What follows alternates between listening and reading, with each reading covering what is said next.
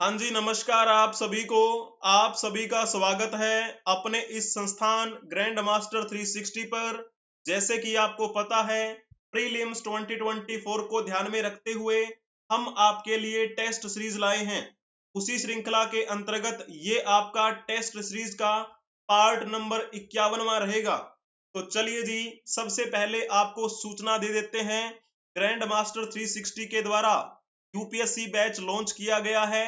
Classes शुरू हो चुकी हैं। 1 मई से क्लासेस शुरू हुई हैं, यानी कि कल से ही हुई हैं क्लासेस शुरू। तो 18 महीने का ये कोर्स रहेगा, जिसके दौरान आपको प्रीलिम्स, मेंस और इंटरव्यू तक की तैयारी करवाई जाएगी। अगर आपने रजिस्ट्रेशन नहीं किया है तो 100 रुपए रजिस्ट्रेशन फीस है, जिसके बदले में आपको 3 दिन डेमो क्लासेस मिलेंगी। यहाँ पर आपको बेहतरीन फैकल्टीज मिलेंगी यूपीएससी के लिए, और यहाँ पर व्हाट्सएप नंबर दिया गया है और मेल आईडी प्रोवाइड करवाई गई है। अगर आपको किसी प्रकार की कोई क्वेरीज हैं तो आप यहाँ पर संपर्क कर सकते हैं, और ऑफिशियल वेबसाइट पर जाकर आप देख लीजिए यूपीएससी बैच के बारे में कि आपको कौन कौन से टीचर्स जो हैं वो पढ़ाएंगे। अगर आपके कोई साथी बंधु एसएससी सीजीएल की तैयारी कर रहे हो तो उनके लिए भी क्लासेस शुरू हो चुकी हैं। 1 मई से क्लासेस शुरू हुई थी। इसके लिए 10 महीने का ये कोर्स रहेगा, जिसमें टायर 1 टायर 2 दोनों एग्जाम्स की तैयारी करवाई जाएगी, और इसके लिए भी रजिस्ट्रेशन फीस 100 रुपए है। अगर आपने नहीं करवाया है तो देख लीजिए। तो 3 दिन डेमो क्लासेस इसके लिए भी थी, और अगर आपको किसी प्रकार की कोई क्वेरीज हैं तो आप संपर्क कर सकते हैं। यहाँ पर नंबर दिया गया है और मेल आईडी पर भी आप संपर्क कर सकते हैं। इसी के साथ ऑफिशियल वेबसाइट का लिंक दिया गया है, जिसके माध्यम से आप पूरी जानकारी हासिल कर सकते हैं ग्रैंड मास्टर 360 के बारे में भी, और दोनों बैचेस जो लॉन्च किए गए हैं ग्रैंड मास्टर 360 के द्वारा। अब चलो जी, चलते हैं हम अपनी कहानी की तरफ। सूची 1 को सूची 2 के साथ सुमिलित कीजिए और बताइएगा कि कौन सा कथन सुमिलित हो रहा है। तो जल्दी से बताएंगे। जब हम बात करते हैं हरमंदिर साहब के बारे में, ये कहां पर है, तो आप कहेंगे जी ये तो अमृतसर में पड़ता है, पंजाब में। और भारत के पंजाब में अमृतसर जिला है, वहीं पर स्थित है ये हरमंदिर साहिब, जिसको हम किस नाम से जानते हैं, जिसको हम दरबार साहिब के नाम से भी जानते हैं, दरबार साहिब। और इसका क्या नाम लिया जाता है, उसे हम गोल्डन टेम्पल भी कहते हैं, हिंदी में कहें तो स्वर्ण मंदिर भी कहा जाता है। ठीक है। और जहां पर यह स्थित है, यानी कि अमृतसर की बात कर रहे हैं, अमृतसर। वैसे इसका नाम अमृतसर कैसे पड़ा होगा, तो अमृत सरोवर की शुरुआत की गई थी सिखों के गुरु गुरु रामदास जी के द्वारा।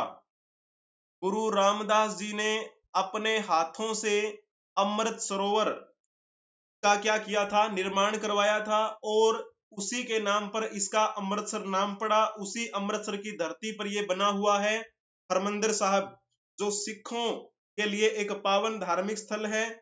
और जैसे नेक्स्ट बात करते हैं हम, ये एक सिख स्थापत्य कला का बेहतरीन उदाहरण आप मान सकते हैं।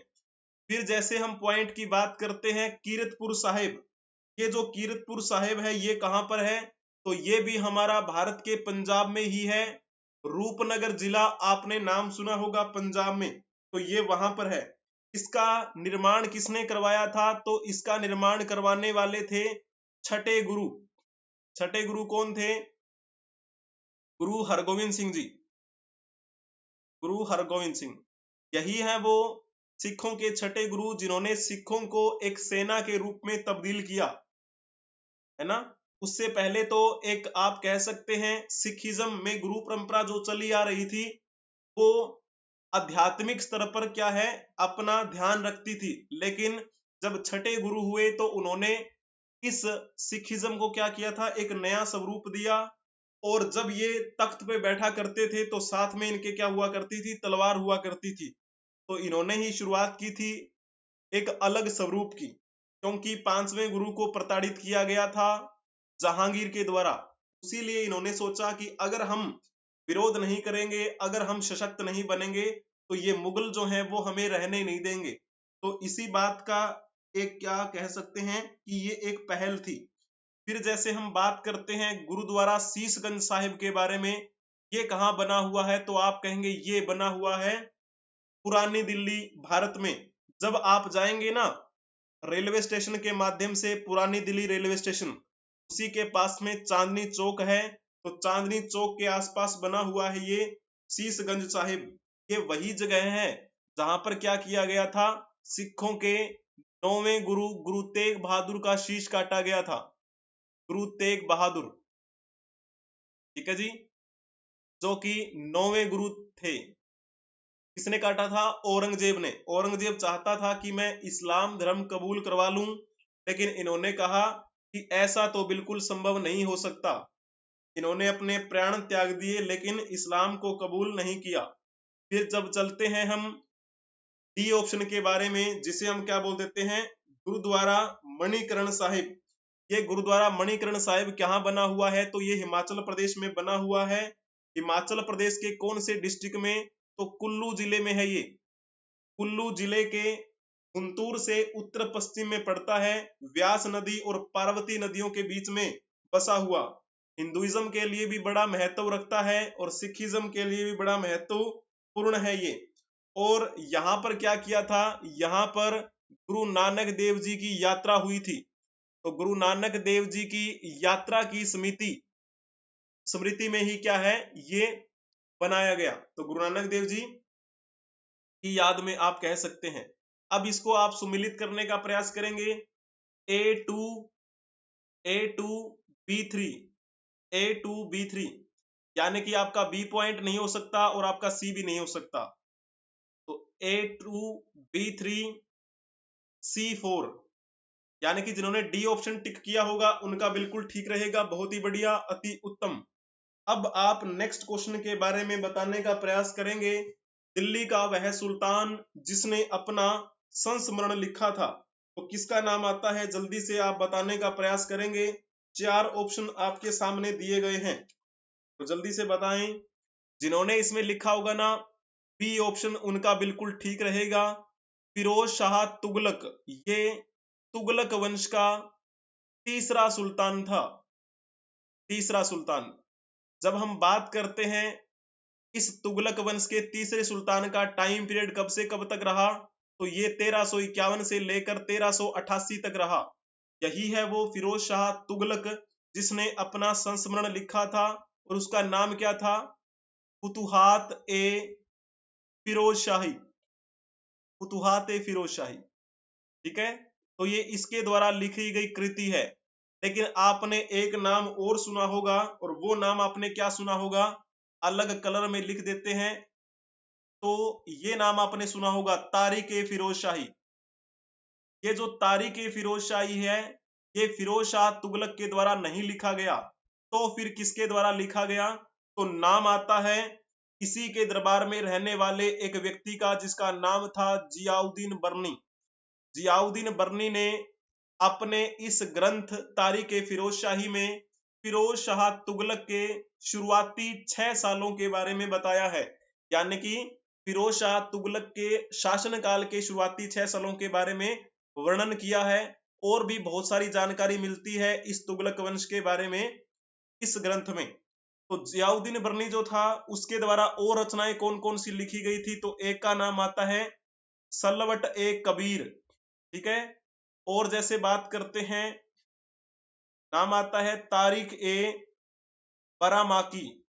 ये रचना भी किसके द्वारा लिखी गई, जियाउद्दीन बर्नी के द्वारा लिखी गई। और जियाउद्दीन बर्नी ने और कौन सी रचना लिखी, तो नाम आता है साना ए मुहम्मदी, जियाउद्दीन बर्नी के द्वारा रचित। और जैसे बात करते हैं, एक का नाम आता है लुबतुल तारीख। ये किसके द्वारा रचित है, ये सारी की सारी जियाउद्दीन बर्नी के द्वारा ही रचित है। ठीक है ना, इस प्रकार आपको ये बिंदु ध्यान में रखने हैं। और भी रचनाएं हैं, ज्यादा बात करने की आवश्यकता है नहीं।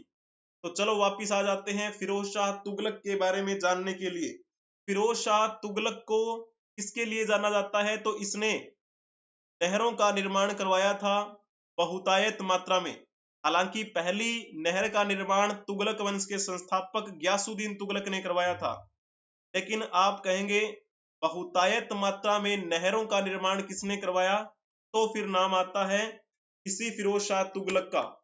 इस फिरोज शाह तुगलक ने कई विभाग भी बनाए थे, जैसे नाम आता है दीवान ए बंदगान, यानी कि नाम से ही पता चल रहा है बंदी विभाग बनाया था फिरोज शाह तुगलक ने, क्योंकि कहा जाता है कि इसके दरबार में लाखों की संख्या में बंदी रहा करते थे।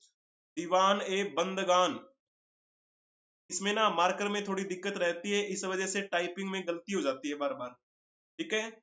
और जैसे बात करते हैं दीवान ए खैरात, यानी कि एक दान विभाग भी बनाया था फिरोज शाह तुगलक ने। और भी बहुत सारे विभाग बनाए, जैसे PWD की बात करते हैं, पब्लिक वेलफेयर डिपार्टमेंट की शुरुआत भी इसी के समय में की गई थी, ठीक है। तो और जैसे बात करते हैं, बाकी ऑप्शंस भी देख लीजिए। ग्यासुद्दीन तुगलक, ये जो ग्यासुद्दीन तुगलक है ये तुगलक वंश का संस्थापक था। इसने तुगलक वंश की स्थापना 1320 में की थी और 1325 तक ये गद्दी पर रहा। 1325 में इसकी मृत्यु हो गई थी, जब ये पश्चिम बंगाल और बिहार के एरिया में जीत हासिल करके वापस दिल्ली की तरफ लौट रहा था।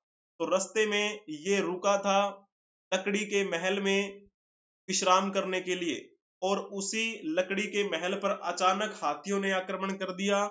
उसके मलबे के नीचे दबकर मृत्यु हो गई थी ग्यासुद्दीन तुगलक की। यही है वो ग्यासुद्दीन तुगलक जिसे गाजी तुगलक कहा जाता है, ठीक है, या फिर गाजी मलिक कहा जाता है। इसको गाजी मलिक की उपाधि खिलजी वंश के सबसे शक्तिशाली राजा अलाउद्दीन खिलजी ने दी थी, क्योंकि ये अलाउद्दीन खिलजी के यहाँ पर सेनापति हुआ करता था, ठीक है। अब इस तुगलक वंश के संस्थापक ग्यासुद्दीन तुगलक के बाद में कौन गद्दी पर बैठा था, तो फिर नाम आता है मोहम्मद बिन तुगलक का। मोहम्मद बिन तुगलक का वैसे नाम क्या था, इसका नाम जोना खां था। इसके पिता ग्यासुद्दीन तुगलक ने इसे उलूग खां की उपाधि दी थी। यही उलूग खां बड़ा होकर मोहम्मद बिन तुगलक के नाम से विख्यात हुआ। 1325 में गद्दी पर बैठा, 1351 तक ये गद्दी पर रहा। इसी मोहम्मद बिन तुगलक के समय में 1333 ईस्वी में मोरक्को का यात्री इब्न बतूता भारत में आया, और इसी के समय में क्या हुआ था, 1336 में संगम वंश की स्थापना की थी हरिहर और बुक्का ने।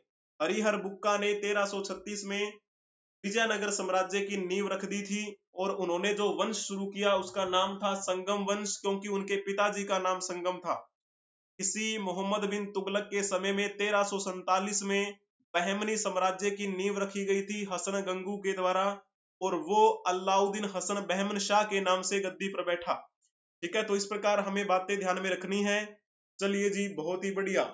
अब आप नेक्स्ट क्वेश्चन के बारे में बताने का प्रयास करेंगे, इसमें से कौन सा आपका ऑप्शन ठीक रहेगा, जल्दी से आप बताएंगे। नवपाषाण कालिक स्थल बुर्ज होम कहां पर स्थित है, तो इसमें जल्दी से बताएंगे। जिन्होंने इसमें ऑप्शन टिक किया होगा ऑप्शन ए, उनका बिल्कुल ठीक रहेगा। जब आप जम्मू कश्मीर जाते हैं तो जम्मू कश्मीर में एक जगह पड़ती है श्रीनगर, तो उसी श्रीनगर में बुर्ज होम एक स्थल पाया गया जो कि नवपाषाण कालिक स्थल है। पुरातात्विक महत्व का ये स्थल बड़ा ही महत्वपूर्ण है। यहाँ पर कई सांस्कृतिक महत्व के चरण देखे गए, ठीक है। तो चलो थोड़ा सा हम बात करते हैं बुर्ज होम का मतलब क्या होता है। बुर्ज होम वैसे यहाँ पर लिया गया है, हो सकता है कि बुर्ज का स्थान, बुर्ज का स्थान खुदाई जब की गई तो ऐसा यहाँ पर साक्ष्य मिलता है कि हो सकता है यहाँ पे बर्च के पेड़ रहे होंगे कभी।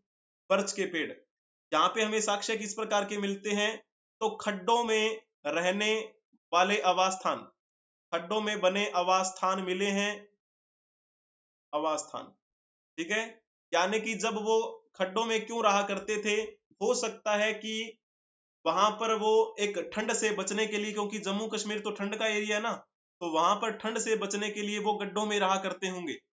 उस गड्ढों को वो ऊपर से इसी छाल से ढक लिया करते थे, बुर्च जो पेड़ है उस पेड़ की छाल से। और हमें यहाँ से किस प्रकार के साक्ष्य मिलते हैं, तो पत्थर के औजार हमें मिले हैं यहाँ से, पत्थर के औजार। इसके अलावा यहाँ से हमें मानव के साथ कुत्ते के दफनाए जाने के साक्ष्य मिले हैं। मानव के साथ कुत्ते को दफनाए जाने के साक्ष्य।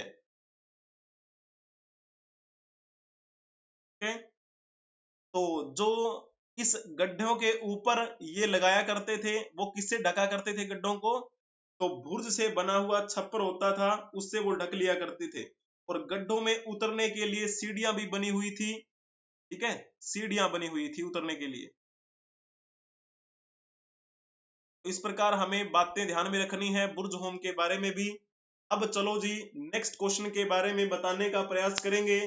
वेद और उनके उपवेद संबंधी निम्नलिखित युग्मों में से कौन सा एक सही सुमिलित नहीं है? तो जो सही सुमिलित नहीं है वो बताना है आपको। ये वैदिक परंपरा की जब बात करते हैं, उसी समय जो ग्रंथ लिखे गए उनमें से सबसे प्राचीनतम ग्रंथ कौन माने जाते हैं? तो वेद माने जाते हैं।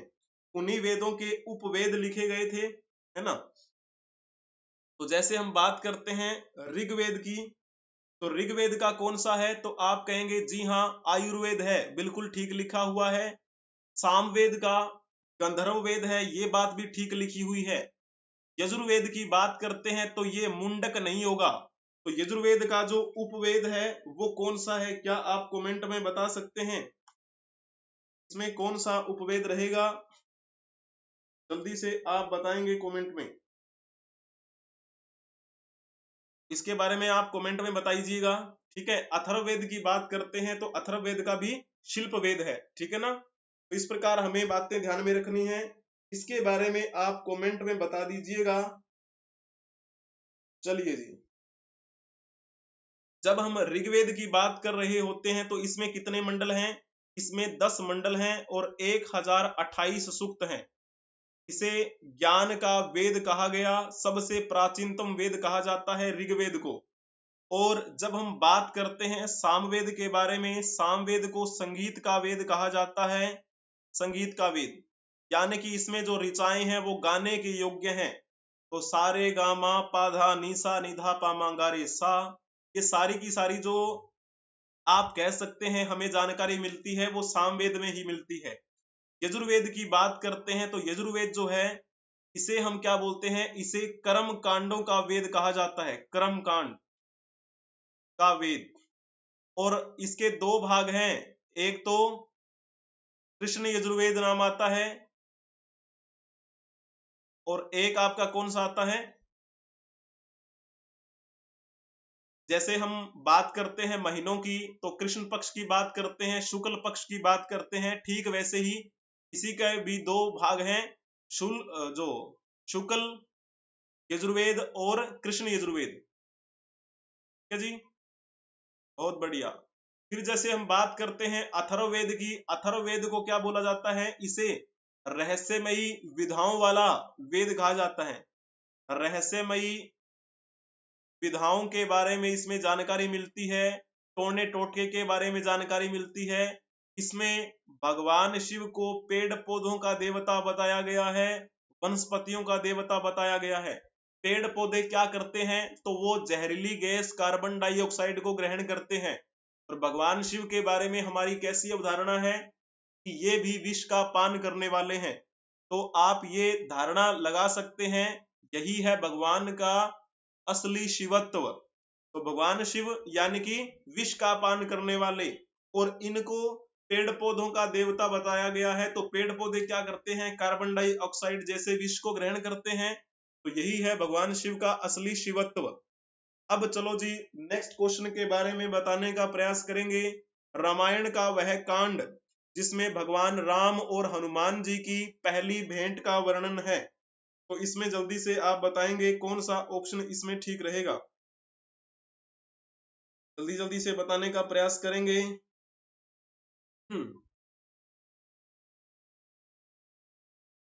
जिसमें जिन्होंने लिखा होगा ना किष्किंधा कांड, उनका बिल्कुल ठीक रहेगा। टोटल कितने कांड है रामायण के? रामायण के टोटल 7 कांड हैं, ठीक है। तो जैसे हम बात कर रहे होते हैं, सबसे पहला कांड कौन सा आता है? तो जिसे हम बोल देते हैं बाल कांड, यानी कि भगवान श्री राम के बचपन की जो लीलाएं हैं उसके बारे में बताया गया है। और दूसरे की बात करते हैं हम अयोध्या कांड, जिसमें इनका राज्याभिषेक हुआ था, यानी कि इनके विवाह के बाद की घटनाएं जो हैं वो अयोध्या कांड में है। फिर जैसे इनको क्या कर दिया गया था, इनकी माता जो कैकेयी थी उन्होंने दशरथ जी से कहा था कि मेरा बेटा भरत गद्दी पर बैठे, इसके लिए राम को क्या करो, 14 साल का वनवास दे दो। तो उनको जब वनवास दे दिया गया उसके बाद में कहानी शुरू होती है अरण्य कांड की। ठीक है, अरण्य यानी कि जंगल, वो जंगल में भटके, फिर समय जैसे बीतता गया तो फिर सुंदरकांड की बात होती है। ठीक है, सुंदरकांड के बारे में बात करने के बाद फिर हम बात करते हैं किष्किंधा कांड में। किष्किंधा कांड, वहां पर हनुमान जी और राम जी की भेंट होती है। फिर आता है लंका कांड, इस प्रकार। और एक उत्तरकांड भी आता है ना। लेकिन जैसे कहा जाता है कि उत्तरकांड जो है वो बाद में लिखा गया था, मूल रूप से रामायण जो है वो किसके द्वारा लिखी गई थी, तो नाम आता है महर्षि वाल्मीकि का, महर्षि वाल्मीकि। बाद में तो पता है आपको, रामायण को अलग अलग भाषाओं में क्या किया गया था, लिखा गया था। जैसे आपने एक नाम सुना होगा कम्बन रामायण का। कम्बन रामायण दक्षिण भारत में लिखी गई थी अलग अलग भाषाओं में।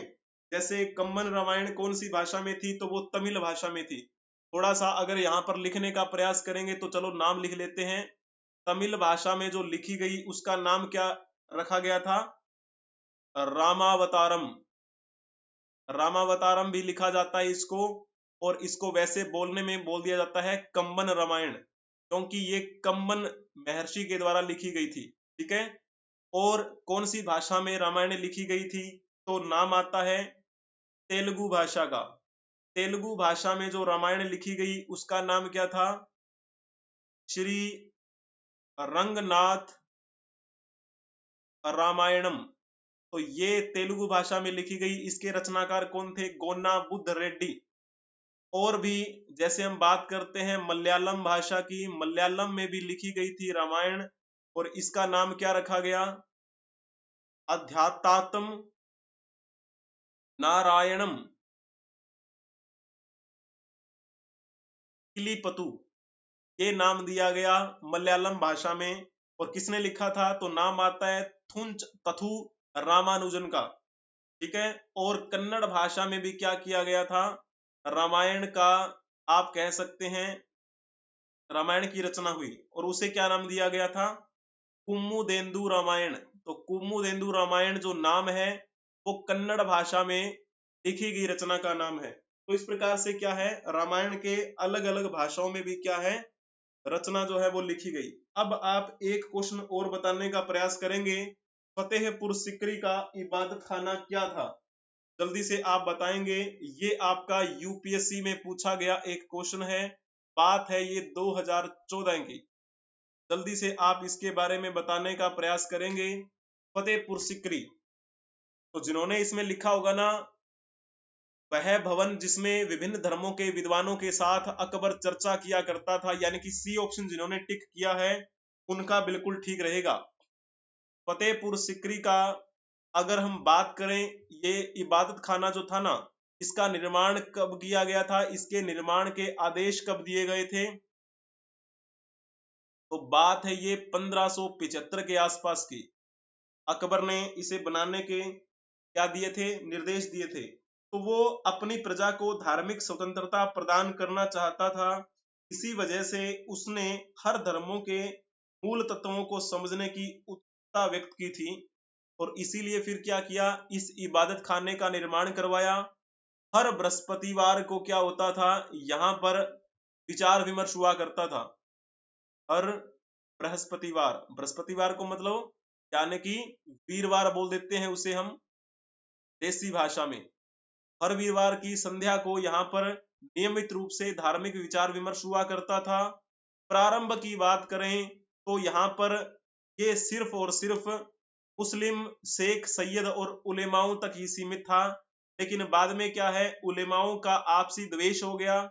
उनकी अशिष्टता से अकबर बहुत असंतुष्ट हुआ, इसीलिए फिर उसने क्या किया था, उसने फिर सभी धर्मों के लिए इसे खोल दिया। शुरुआती दौर में तो इसने क्या किया था, इस्लाम धर्म के बारे में ही जानना चाहा था, लेकिन बाद में सभी धर्मों के बारे में खोला। जैसे हम बात करते हैं हिंदुइज्म के बारे में, बात करते हैं हम पारसी धर्म के बारे में और जैनिज्म के बारे में। इस प्रकार क्या है, इस्लाम के बारे में तो था ही, तो बाकी धर्मों के बारे में भी क्या है वो जानकारी जुटाने लग गया। और फिर बाद में एक निचोड़ के रूप में सभी धर्मों का निचोड़ निकालते हुए उसने एक शुरुआत की जिसे कहते हैं दीन ए इलाही धर्म। दीन ए इलाही भी बोला जाता है या फिर इसे एक नाम दिया जाता है तौहीद ए इलाही। तो तौहीद ए इलाही नामक धर्म का प्रवर्तन किसने किया था, तो अकबर ने किया था। अकबर का टाइम पीरियड अगर देखा जाए तो कब से कब तक रहा, ये 1556 में पानीपत की दूसरी लड़ाई जीतने के साथ गद्दी पर बैठा था और 1605 तक रहा। इस अकबर का टाइम पीरियड साहित्य की दृष्टि से महत्वपूर्ण क्यों माना जाता है, क्योंकि इसने अपने टाइम पीरियड के दौरान एक डिपार्टमेंट की स्थापना की थी जिसे हम क्या बोल देते हैं इंग्लिश में, ट्रांसलेशन डिपार्टमेंट। तो ट्रांसलेशन डिपार्टमेंट यानी कि अनुवाद विभाग, जिसके तहत इसने कई भारतीय ग्रंथों का फारसी में अनुवाद करवाया था। जैसे रामायण की बात करते हैं, महाभारत की बात करते हैं और नल दमयंती की बात करते हैं कि इसने अपने दादा के द्वारा लिखी गई आत्मकथा बाबरनामा का भी फारसी में अनुवाद करवा दिया था।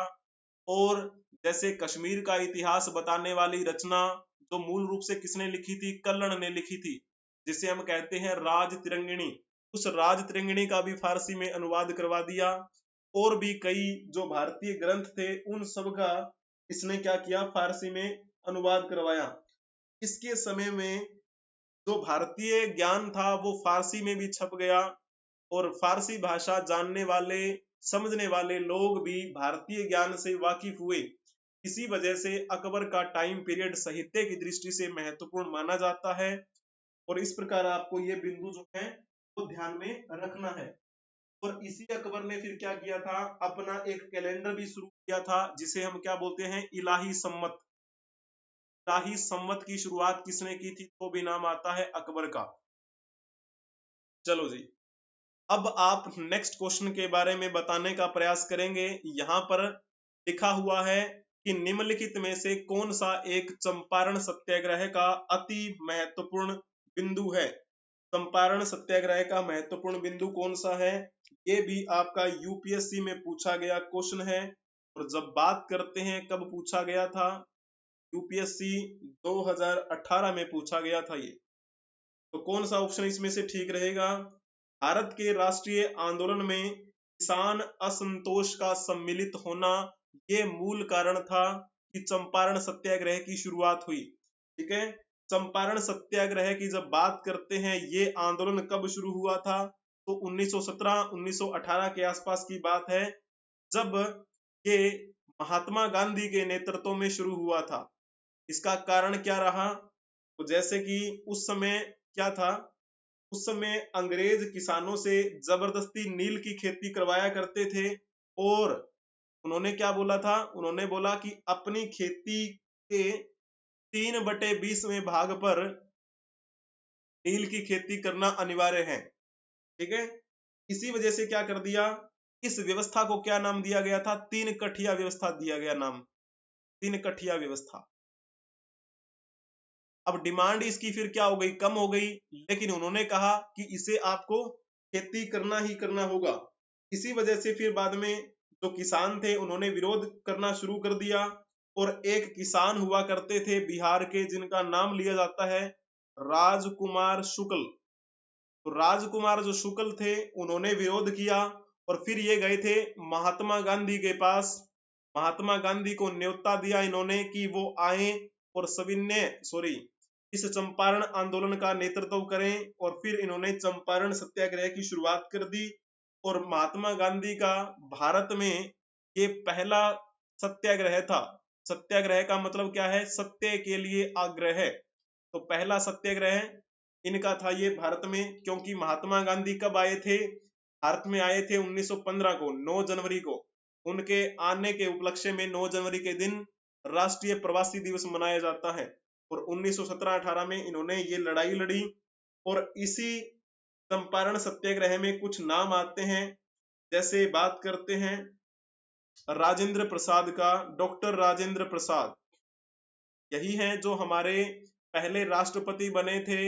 और इनको बिहार के लाल कहा जाता है, बिहार का लाल, क्योंकि बिहार में जन्मे थे और बिहार में ही चंपारण आपको पता है डिस्ट्रिक्ट पड़ता है, तो वहीं पर इसकी शुरुआत हुई थी। तो जाहिर सी बात है डॉक्टर राजेंद्र प्रसाद ने उसमें हिस्सा लिया। इनके अलावा और कौन थे उसमें हिस्सा लेने वाले, तो नाम आता है अनुग्रह नारायण सिन्हा। अनुग्रह नारायण सिन्हा ने भी इसमें हिस्सा लिया था। और बात करते हैं हम ब्रज किशोर प्रसाद, तो महात्मा गांधी इन सब के साथ कहां गए थे, चंपारण पहुंचे और वहां पर अंग्रेजों के खिलाफ सत्याग्रह आंदोलन शुरू किया। और इस आंदोलन के चलते अंग्रेजों को एट द एंड झुकना ही पड़ा था। ठीक है जी, इस प्रकार हमें बातें ध्यान में रखनी है। ग्रैंड मास्टर 360 के द्वारा यूपीएससी बैच लॉन्च किया जा चुका है और क्लासेस भी शुरू हो गई हैं 1 मई से। 18 महीने का ये कोर्स है जिसमें प्रीलिम्स, मेंस और इंटरव्यू तक की तैयारी करवाई जाएगी। इसमें अगर आपने रजिस्ट्रेशन नहीं किया है तो रजिस्ट्रेशन कर सकते हैं। 100 रुपए रजिस्ट्रेशन फीस रहेगी और अभी भी क्लासेस बची हुई हैं। इसके बदले में आपको डेमो क्लासेस मिल जाएंगी। और फिर अगर आपको ठीक लगे तो आप ये कोर्स परचेज कर लीजिएगा। अगर आपको किसी प्रकार की कोई क्वेरीज हैं तो आप इस व्हाट्सएप नंबर के माध्यम से संपर्क कर सकते हैं और मेल आईडी के माध्यम से भी संपर्क कर सकते हैं। यहाँ पर ऑफिशियल वेबसाइट का लिंक भी दिया गया है। इस ऑफिशियल वेबसाइट के माध्यम से भी आप बहुत सारी जानकारी हासिल कर सकते हैं अपने इस संस्थान ग्रैंड मास्टर 360 के बारे में और ग्रैंड मास्टर 360 के द्वारा शुरू किए गए इस यूपीएससी बैच के बारे में। ठीक है, तो चलिए जी, बहुत बहुत धन्यवाद आप सभी का। हंसते रहें, मुस्कुराते रहें। हम मिलेंगे नेक्स्ट क्लास में, तब तक के लिए जय हिंद, जय भारत, वंदे मातरम।